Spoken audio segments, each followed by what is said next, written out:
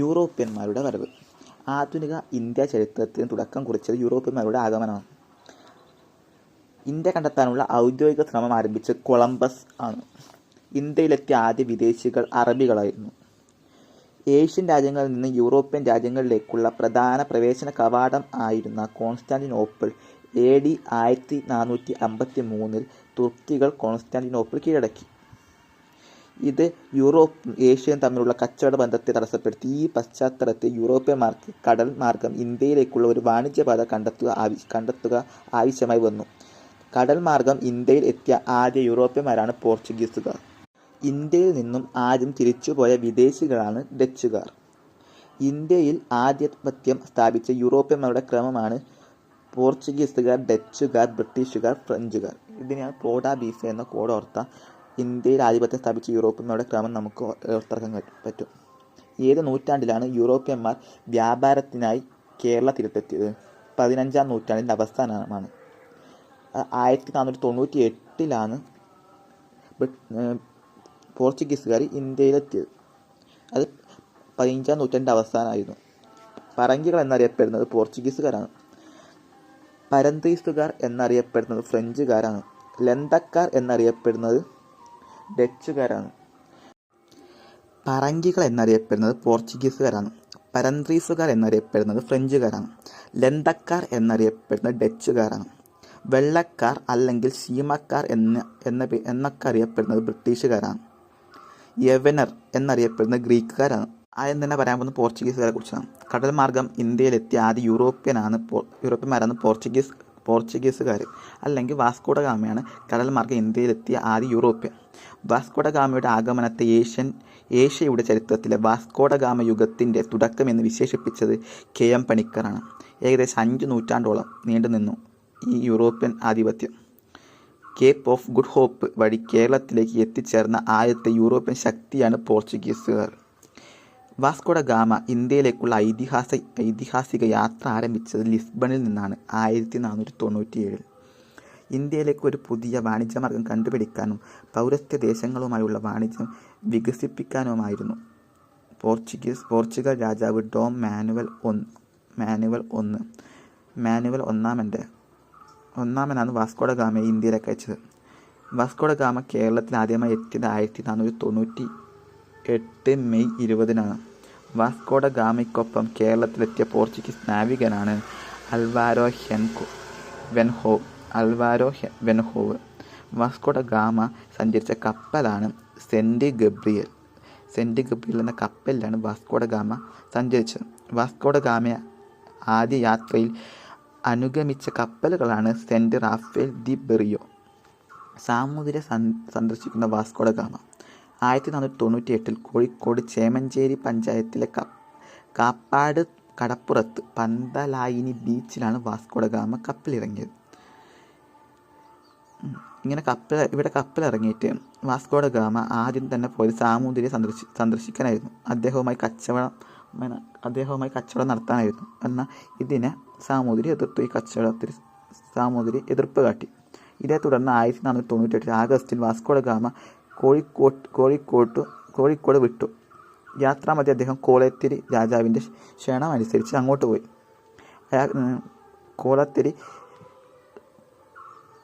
Kolathiri Vasco da ഗാമക്ക് വേണ്ട എല്ലാ സഹായവും അവിടെ ചെയ്തു കൊടുത്തു. ഇങ്ങനെ വാസ്കോഡ ഗാമ 1498 നവംബറിൽ കണ്ണൂരിൽ നിന്ന് പുറപ്പെട്ടു 1499 ലിസ്ബണിലെത്തി. വാസ്കോഡ ഗാമ രണ്ടാമതായി കേരളത്തിലെത്തിയത് 1502-ലാണ്. അവസാനമായി അല്ലെങ്കിൽ മൂന്നാമതായി വന്നത് 1524-ലായിരുന്നു. ഈ 1524 തന്നെയാണ് വാസ്കോഡ ഗാമ മരിച്ചത്. വാസ്കോഡ ഗാമ പോർച്ചുഗീസ് വൈസ്രോയായി കേരളത്തിലെത്തിയ വർഷം 1524-ലാണ്. വാസ്കോഡ ഗാമ 1524 ഡിസംബർ 24-ന് മരിച്ചു. വാസ്കോഡ ഗാമയുടെ ഭൗതിക ശരീരം ആദ്യം അടക്കം ചെയ്തത് സെൻറ്റ് ഫ്രാൻസിസ് ചർച്ച് കൊച്ചിയിലായിരുന്നു. വാസ്കോഡ ഗാമയുടെ ഭൗതിക ശരീരം കൊച്ചിയിൽ നിന്നും പിന്നീട് പോർച്ചുഗലിലേക്ക് കൊണ്ടുപോയി. ഇത് 1539-ലായിരുന്നു. വാസ്കോഡ ഗാമയുടെ ഭൗതികാവശിഷ്ടം ഇപ്പോൾ സ്ഥിതി ചെയ്യുന്നത് ജെറോനിമസ് കത്തീഡ്രൽ ലിസ്ബണിലാണ്. വാസ്കോഡ ഗാമ എന്ന സ്ഥലം സ്ഥിതി ചെയ്യുന്നത് ഗോവയിലാണ്. വാസ്കോഡ ഗാമ എന്ന സ്ഥലം സ്ഥിതി ചെയ്യുന്നത് എവിടെയാണെന്ന് ചോദിച്ചാൽ അത് ഗോവയിലാണ്. ഇന്ത്യൻ മഹാസമുദ്രത്തിലെ സേനാധിപതി എന്ന് വാസ്കോഡ ഗാമയെ വിശേഷിപ്പിച്ചത് മാനുവൽ രാജാവാണ്. 1499 വാസ്കോഡ ഗാമ ലിസ്ബണിൽ എത്തിയ ശേഷം പോർച്ചുഗീസ് രാജാവ് ഇന്ത്യയിലേക്ക് അയച്ച പ്രതിനിധിയാണ് അൽവാരിസ് കബ്രാൾ. അതായത് വാസ്കോഡ ഗാമ 1499 ലിസ്ബണിലെത്തി. അതിനുശേഷം പോർച്ചുഗീസ് രാജാവ് ഇന്ത്യയിലേക്ക് അയച്ച പ്രതിനിധിയാണ് ആര്? Alvares Cabral. 1500 സാമൂതിരിയുമായി ധാരണയെത്തിയ അൽവാരിസ് കബ്രാളിൻ്റെ പ്രതിനിധിയാണ് ഐറിസ് കൊറിയ. അതായത് ആദ്യം വാസ്കോഡ ഗാമയാണ് ഇന്ത്യയിലേക്ക് വന്നത്. അതിനുശേഷം രാജാവ് അയച്ച പ്രതിനിധിയാണ് കബ്രാൾ, അൽവാരിസ് കബ്രാൾ. 1500 ഈ കബ്രാളിൻ്റെ പ്രതിനിധിയായിരുന്നു ഐറിസ് കൊറിയ. ഈ ഐറിസ് കൊറിയ സാമൂതിരിയുമായി ധാരണയിലെത്തി. എന്നാൽ കോഴിക്കോട്ടെ സാമൂതിരിക്ക് അറബികളുമായിട്ട് നല്ല ബന്ധമായിരുന്നു. ഉണ്ടായിരുന്ന പ്രശ്നങ്ങളെ തുടർന്ന് കോഴിക്കോട്ടെ അറബികളുമായി ഉണ്ടായ പ്രശ്നങ്ങളെ തുടർന്ന് കബ്രാളിൻ്റെ നേതൃത്വത്തിലുള്ള പോർച്ചുഗീസ് സംഘം കൊച്ചിയിലെത്തിയത് 1500 ഡിസംബർ 25. കൊച്ചിയിൽ ഒരു വ്യാപാരശാല നിർമ്മിക്കാനും കൊച്ചി രാജാവ് അവർക്ക് അനുവാദം നൽകുകയും ഒരു ഉടമ്പടി ഏർപ്പെടുകയും ചെയ്തു. വാസ്കോഡ ഗാമയുടെയും കബ്രാളിനും ശേഷം ഇന്ത്യയിലെത്തിയ മൂന്നാമത്തെ പോർച്ചുഗീസ് പര്യടന സംഘത്തിന് നേതൃത്വം കൊടുത്തത് ജാവോ ഡോ നോവയായിരുന്നു. കൊച്ചി രാജാവിനും പോർച്ചുഗീസുകാർക്കും തമ്മിൽ വളർന്നു വരുന്ന സൗഹൃദം കോഴിക്കോട്ട് സാമൂതിരി അസ്വസ്ഥനാക്കി.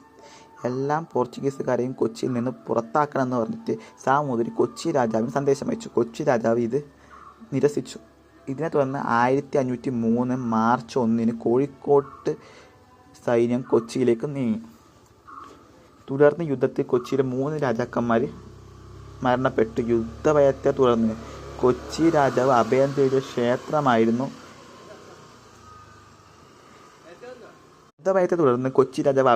തേടിയ ക്ഷേത്രമായിരുന്നു എളങ്ങന്നപ്പുഴ ക്ഷേത്രം. ഇതേ കാലഘട്ടത്തിൽ കൊച്ചിയിലെത്തിയ പോർച്ചുഗീസ് നാവിക വിഭാഗത്തിന് നേതൃത്വം നൽകിയത് ഫ്രാൻസിസ്കോ അൽബുക്കർക്ക് കൊച്ചിയിലെത്തിയത് 1503 സെപ്റ്റംബറിലായിരുന്നു. പോർച്ചുഗീസ് സൈന്യത്തിൻ്റെ വരവോടെ കോഴിക്കോട് സൈന്യം പിൻവാങ്ങി. പോർച്ചുഗീസ് സാമ്രാജ്യം ഉണ്ടായത് എങ്ങനെയാണ് പറയുന്നത്? 1628 പോർച്ചുഗീസ് ഈസ്റ്റ് ഇന്ത്യ കമ്പനി ഇന്ത്യയിൽ സ്ഥാപിച്ചു. പോർച്ചുഗീസ് ഈസ്റ്റ് ഇന്ത്യ കമ്പനി ഇന്ത്യയിൽ സ്ഥാപിച്ച 1628 പോർച്ചുഗീസുകാരുടെ ഇന്ത്യയിലെ പ്രധാന കോളനികളായിരുന്നു ഗോവ, ദാമൻ, ദിയു. ഇന്ത്യയിൽ ഏറ്റവും കൂടുതൽ കാലം ഭരണം നടത്തിയത് പോർച്ചുഗീസുകാരായിരുന്നു. 463 വർഷം പോർച്ചുഗീസ് സാന്നിധ്യം ഇന്ത്യയിലുണ്ടായിരുന്നു. എത്ര വർഷം? 463 വർഷം ഇന്ത്യയിൽ പോർച്ചുഗീസ് സാന്നിധ്യം ഉണ്ടായിരുന്നു. ആദ്യമായി ഇന്ത്യയിൽ എത്തിയതും അവസാനമായി ഇന്ത്യ വിട്ടുപോയതും പോർച്ചുഗീസുകാരായിരുന്നു. പോർച്ചുഗീസുകാർ ഗോവ പിടിച്ചെടുത്തത് ബീജാപ്പൂർ സുൽത്താൻ 1510 ഇന്ത്യയുമായി കച്ചവട ബന്ധം സ്ഥാപിച്ച കത്തോലിക്കൻ മത വിഭാഗക്കാരായിരുന്നു പോർച്ചുഗീസുകാർ. പോർച്ചുഗീസ് രാജാവ് ഇംഗ്ലണ്ടിലെ ചാൾസ് രണ്ടാമന് സ്ത്രീധനമായി കൊടുത്ത ഇന്ത്യൻ പ്രദേശമായിരുന്നു ബോംബെ ദ്വീപ്. കാപ്യ എന്ന പോർച്ചുഗീസുകാർ വിളിച്ചിരുന്ന സ്ഥലമാണ് കാപ്പാട്. പോർച്ചുഗീസുകാർ കലൈക്കുച്ച് എന്ന് വിളിച്ചിരുന്ന സ്ഥലമാണ് കോഴിക്കോട്. ഇന്ത്യയിലെ അവസാനത്തെ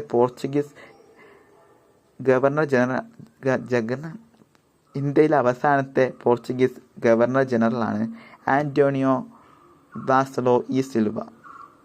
പോർച്ചുഗീസുകാരിൽ നിന്ന് ഗോവയെ മോചിപ്പിച്ചത് 1961 ഡിസംബർ 19. ഏത് വർഷമായിരുന്നു ഗോവയിൽ നിന്ന് പോർച്ചുഗീസുകാരെ ഇന്ത്യ ഒഴിപ്പിച്ചത്? 1961 ഡിസംബർ 19. 1961 ഡിസംബർ 19 ഇത് ഓപ്പറേഷൻ വിജയ് എന്ന പേരിൽ അറിയപ്പെടുന്നു. ഗോവയിൽ നിന്ന് പോർച്ചുഗീസുകാരെ പുറത്താക്കിയ സൈനിക നടപടി. ഗോവയിൽ പോർച്ചുഗീസുകാർക്കെതിരെ ഇന്ത്യ നടത്തിയ സൈനിക നടപടിയാണ് ഓപ്പറേഷൻ വിജയ്. ഗോവയിലെ സൈനിക നടപടിയെ പോലീസ് ആക്ഷൻ എന്ന് വിളിച്ചത് VK കൃഷ്ണമേനോൻ ആയിരുന്നു. ഫ്രാൻസിസ്കോ ഡി അൽമേഡ ഇന്ത്യയിലെ ആദ്യ പോർച്ചുഗീസ് വൈസ്രോയിയാണ് അൽമേഡ. ഇന്ത്യയിൽ നീലജല നയം കൊണ്ടുവന്നത് ഇദ്ദേഹമായിരുന്നു. അൽമേഡയാണ് ഇന്ന് ആദ്യത്തെ പോർച്ചുഗീസ് വൈസ്രോയി. 1505 നിയമിതനായി.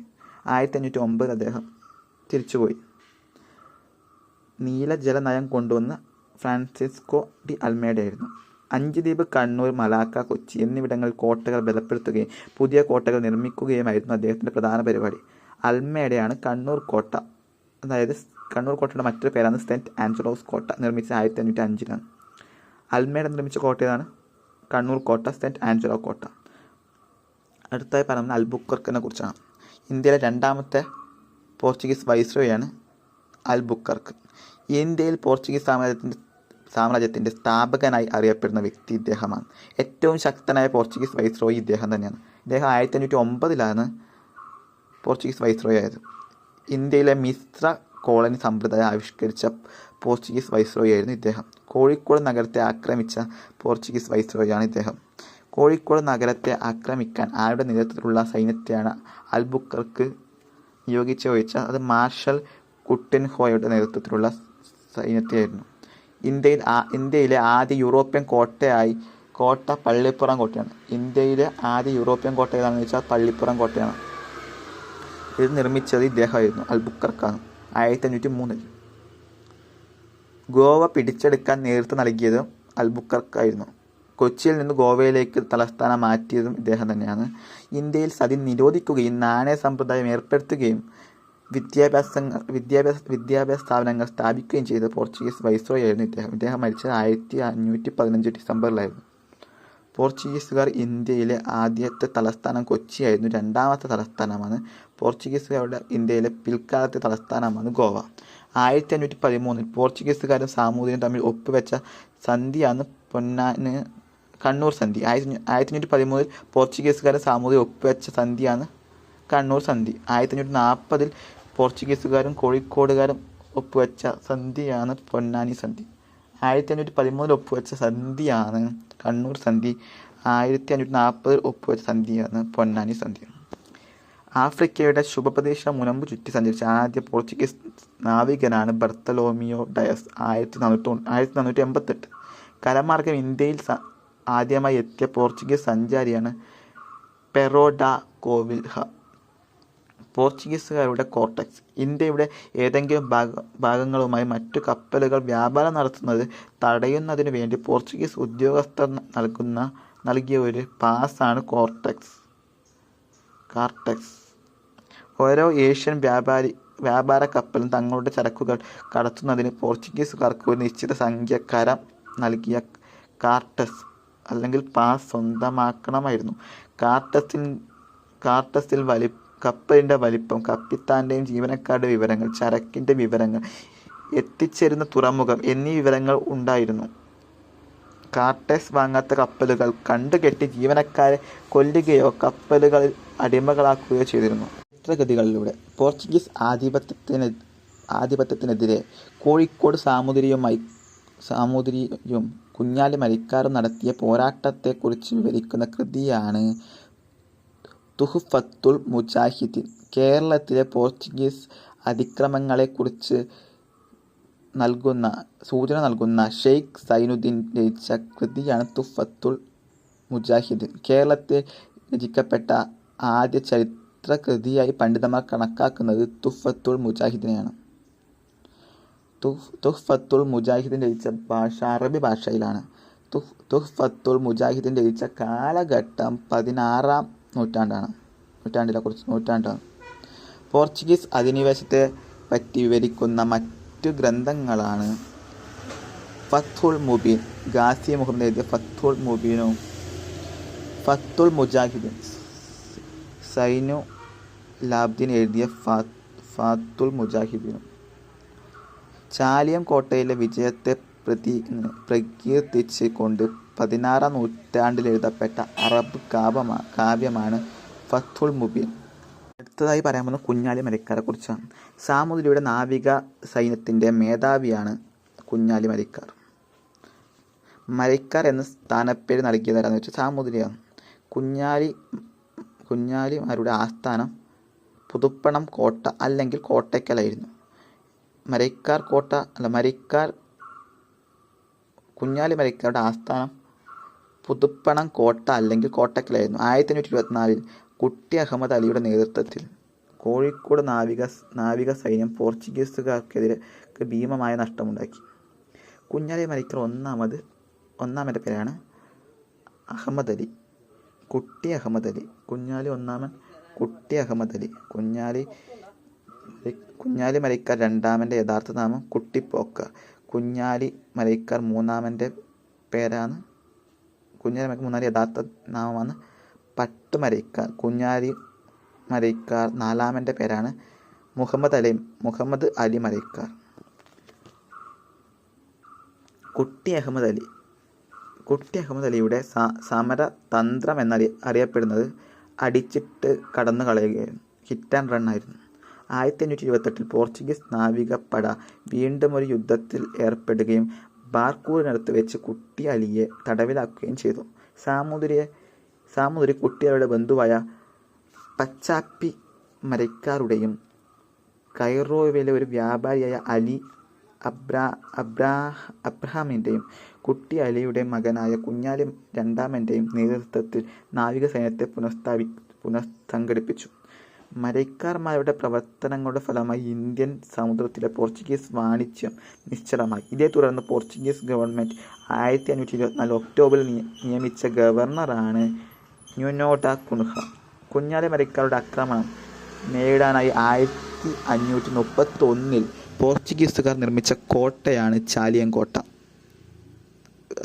എവിടെയാണ് സ്ഥിതി ചെയ്യുന്നത് വെച്ചാൽ കോഴിക്കോടാണ്. ചാലിയൻകോട്ട പണിത പോർച്ചുഗീസ് ഗവർണറാണ് ന്യൂനോ ഡ കുൻഹ. സാമൂതിരിയുടെ കണ്ടത്തിലേക്ക് നീട്ടിയ പീരങ്കി എന്നറിയപ്പെടുന്ന കോട്ടയാണ് ചാലിയൻകോട്ട. സാമൂതിരിയിൽ നിന്നും പുതുപ്പണത്ത് ഒരു കോട്ടയും പണ്ടകശാലയും നിർമ്മിക്കാൻ അനുമതി നേടിയത് കുഞ്ഞാലി മൂന്നാമനായിരുന്നു. കുഞ്ഞാലി മൂന്നാമൻ്റെ യഥാർത്ഥ നാമമാണ് പട്ടുമരയ്ക്കാർ. മരയ്ക്കാർ കോട്ട പുതുപ്പണം കോട്ട നിർമ്മിച്ചത് കുഞ്ഞാലി മരയ്ക്കാർ മൂന്നാമനാണ്. ഇതിലൂടെ സാമൂതിരിയും മരയ്ക്കാർ കുടുംബവും തമ്മിലുള്ള ബന്ധം ശക്തിപ്പെടുകയും കുഞ്ഞാലി മൂന്നാമൻ്റെ നേതൃത്വത്തിൽ പോർച്ചുഗീസുകാർക്കെതിരെ ഒരു പ്രതിരോധം തീർക്കപ്പെടുകയും ചെയ്തു. AD 1571 ചാലിയൻകോട്ട പിടിച്ചെടുക്കുകയും പോർച്ചുഗീസ് ആധിപത്യത്തിൻ്റെ തകർച്ചയ്ക്ക് തുടക്കം കുറിക്കുകയും ചെയ്ത് കുഞ്ഞാലി മരയ്ക്കാർ മൂന്നാമനായിരുന്നു. എന്നാൽ കുഞ്ഞാലി നാലാമൻ്റെ കാലഘട്ടത്തിൽ സാമൂതിരിയും പോർച്ചുഗീസുകാരും തമ്മിലൊരു കരാറിൽ ഏർപ്പെടുകയും പൊന്നാനിയിൽ ഒരു ഫാക്ടറി സ്ഥാപിക്കാൻ അനുമതി നൽകുകയും ചെയ്തു. ഇത് സാമൂതിരിയും കുഞ്ഞാലി നാലാമനും തമ്മിലുള്ള ബന്ധം പ്രതിസന്ധിയിലാക്കുകയും കുഞ്ഞാലി നാലാമൻ്റെ നാവികപ്പടയ്ക്ക് പ്രയാസം സൃഷ്ടിക്കുകയും ചെയ്തു. അവസാനം കുഞ്ഞാലി നാലാമൻ സാമൂതിരിക്ക് മുന്നിൽ നിരുപാധികം കീഴടങ്ങുകയും സാമൂതിരി തന്ത്രപൂർവ്വം കുഞ്ഞാലി നാലാമനെ പോർച്ചുഗീസുകാർക്ക് കൈമാറ്റം ചെയ്യുകയും ചെയ്തു. ഇന്ത്യ സമുദ്രത്തിലെ അധിപൻ, മുസ്ലിങ്ങളുടെ രാജാവ് എന്നീ പദവികൾ സ്വയം സ്വീകരിച്ച വ്യക്തിയാണ് കുഞ്ഞാലി മരയ്ക്കാർ നാലാമൻ. കുഞ്ഞാലി മരയ്ക്കാർ നാലാമനെ പോർച്ചുഗീസുകാർ ഗോവയിൽ വെച്ച് വധിക്കുകയുണ്ടായത് 1600-ലായിരുന്നു. 1600-ലാണ് കുഞ്ഞാലി മരയ്ക്കാർ നാലാമനെ പോർച്ചുഗീസുകാർ ഗോവയിൽ വെച്ച് വധിച്ചത്. കുഞ്ഞാലി മരയ്ക്കാരുടെ സ്മരണയ്ക്കായി നാമകരണം ചെയ്യപ്പെട്ട ഇന്ത്യയിലെ നാവികസേനയുടെ പരിശീലന കേന്ദ്രമാണ് INS കുഞ്ഞാലി. സ്ഥിതി ചെയ്യുന്നത് മുംബൈയിലാണ്. കുഞ്ഞാലി മരയ്ക്കാരുടെ സ്മരണാർത്ഥം സ്റ്റാമ്പ് പുറത്തിറക്കിയത് 2000-ലായിരുന്നു. കുഞ്ഞാലി മരയ്ക്കാർ മ്യൂസിയം സ്ഥിതി ചെയ്യുന്ന എവിടെ വെച്ചാൽ അത് വടകരയിലെ ഇരിങ്ങലിലാണ്. അടുത്തതായി നോക്കാൻ പോകുന്നത് പോർച്ചുഗീസുകാരുടെ സംഭാവനയാണ്. ഇന്ത്യയിൽ ആദ്യമായി അച്ചടിശാല സ്ഥാപിച്ചത് പോർച്ചുഗീസുകാരാണ്. ഇത് സ്ഥാപിച്ചത് ഗോവയിലാണ്. കേരളത്തിൽ അച്ചടി നടപ്പിലാക്കിയത് പോർച്ചുഗീസുകാരാണ്. പോർച്ചുഗീസുകാർ അച്ചടിശാല ആരംഭിച്ച കേരളത്തിലെ സ്ഥലങ്ങളാണ് കൊച്ചിയും വൈപ്പിനും.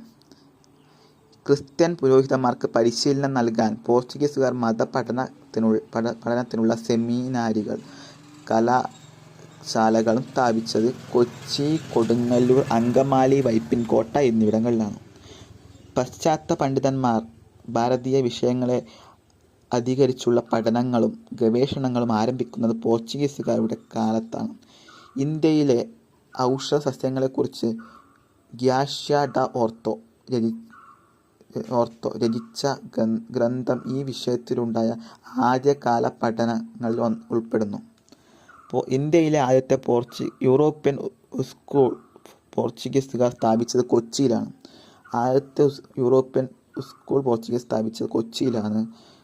എന്നാൽ ഇന്ത്യയിൽ ആദ്യത്തെ അച്ചടിശാല സ്ഥാപിച്ചത് ഗോവയിലാണ്. പോർച്ചുഗീസുകാർ അച്ചടിശാല ആരംഭിച്ച കേരളത്തിലെ സ്ഥലങ്ങളാണ് കൊച്ചിയും വൈപ്പിനും. പള്ളി നിർമ്മാണത്തിലെ യൂറോപ്യൻ മാതൃക ഇന്ത്യയിൽ നടപ്പിലാക്കിയത് പോർച്ചുഗീസുകാരാണ്. കേരളത്തിൽ ശാസ്ത്രീയ കൃഷി സമ്പ്രദായം ആവിഷ്കരിച്ചതും പോർച്ചുഗീസുകാർ തന്നെയാണ്. കൈതച്ചക്ക, പപ്പായ, കശുവണ്ടി, പുകയില, പേരയ്ക്ക, അത്തിക്ക, വറ്റൽമുളക് തുടങ്ങിയവ ഇന്ത്യയിലേക്ക് കൊണ്ടുവന്നതും പോർച്ചുഗീസുകാർ തന്നെയാണ്. എന്തൊക്കെയാണ്? കൈതച്ചക്ക, പപ്പായ, കശുവണ്ടി, പുകയില, പേരയ്ക്ക, അത്തിക്ക, വറ്റൽമുളക് തുടങ്ങിയവ ഇന്ത്യയിലേക്ക് കൊണ്ടുവന്നത് ഇവരാണ്. മാനുവൽ കോട്ടയാണ് ഇന്ത്യയിലെ യൂറോപ്യന്മാർ നിർമ്മിച്ച ആദ്യ കോട്ടയാണ് മാനുവൽ കോട്ട. ഈ മാനുവൽ കോട്ട മറ്റ് പല പേരിലും അറിയപ്പെടുന്നുണ്ട്. പള്ളിപ്പുറം കോട്ട, വൈപ്പിൻ കോട്ട, ആഴക്കോട്ട, അരിക്കോട്ട, കൊച്ചിൻ കോട്ട എന്നിങ്ങനെയൊക്കെ അറിയപ്പെടുന്ന മാനുവൽ കോട്ടയാണ്. ഈ മാനുവൽ കോട്ട സ്ഥിതി ചെയ്യുന്നത് കൊച്ചിയിലാണ്. ഈ മാനുവൽ കോട്ട നിർമ്മിക്കപ്പെട്ട വർഷമാണ് 1503. മാനുവൽ കോട്ട നിർമ്മിക്കപ്പെട്ട വർഷം എത്രയാണെന്ന് ചോദിച്ചാൽ 1503. മാനുവൽ കോട്ട നിർമ്മിച്ച പോർച്ചുഗീസുകാരനാണ് അൽബുക്കർക്ക്. ഇന്ത്യയിലെ ഏറ്റവും പഴയ യൂറോപ്യൻ നിർമ്മിതി ഏതാണെന്ന് ചോദിച്ചാൽ അത് മാനുവൽ കോട്ട തന്നെയാണ്.